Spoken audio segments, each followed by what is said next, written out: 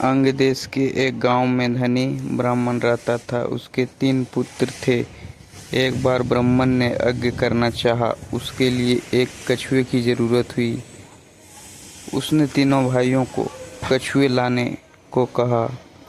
वे तीनों समुद्र पर पहुँचे। वहाँ उन्हें एक कछुआ मिल गया। बड़े ने कहा, मैं भोजन चंग हूँ, इसीलिए कछुओं को नहीं छूऊंगा। मंझला बोला, मैं नारी चंग हूँ, मैं नहीं ले जाऊंगा। सबसे छोटा बोला, मैं सैया चंग हूँ, सो मैं नहीं ले जाऊंगा। वे तीनों इस बहस में पड़ गए कि उनमें कौन बढ़कर है। जब वे आपस में इसका फैसला न कर सके तो राजा के पास पहुँचे। राजा ने कहा, आप लोग रुकें, मैं तीनों की अलग अलग जांच करूंगा।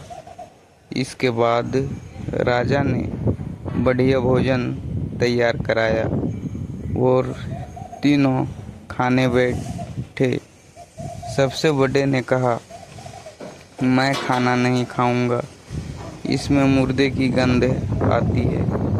वह उठकर चला। राजा ने पता लगाया तो मालूम हुआ कि वह भोजन शमशान के पास खेत का बना था। राजा ने कहा, तुम सचमुच भोजन चंग हो, तुम्हें भोजन की पहचान है।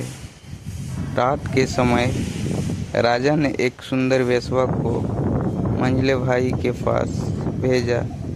ज्यों ही वह वहाँ पहुँची कि मंझले भाई ने कहा, इसे हटाओ यहाँ से, इसके शरीर से बकरी का दूध की गंध आती है।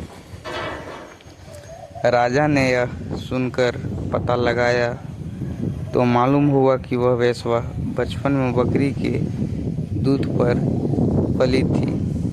राजा बड़ा खुश हुआ और बोला, तुम सचमुच नारी चंग हो। इसके बाद उसने तीसरे भाई को सोने के लिए 7 गद्दों का पलंग दिया। जैसे ही वह उस पर लेटा कि एकदम चीख कर उठा। लोगों ने देखा कि उसकी पीठ पर एक लाल रेखा खींची थी।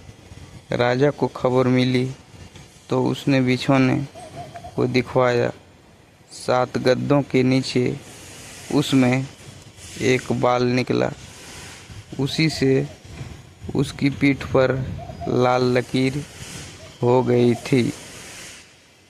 राजा को बड़ा अचरज हुआ।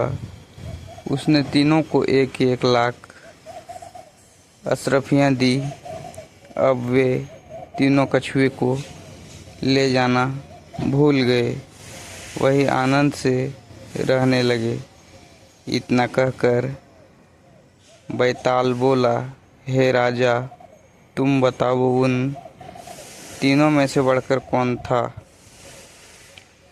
राजा ने कहा, मेरे विचार से सबसे बढ़कर सैया चंग था, क्योंकि उसकी पीठ पर बाल का निशान दिखाई दिया और ढूंढने पर बिस्तर में बाल पाया भी गया। बाकी 2 के बारे में तो यह कहा जा सकता है कि उन्होंने किसी से पूछकर जान लिया होगा। इतना सुनते ही बैताल फिर पेड़ पर जा लटका। राजा लौटकर वहाँ गया और उससे लेकर लौटा तो उसने यह कहानी कही।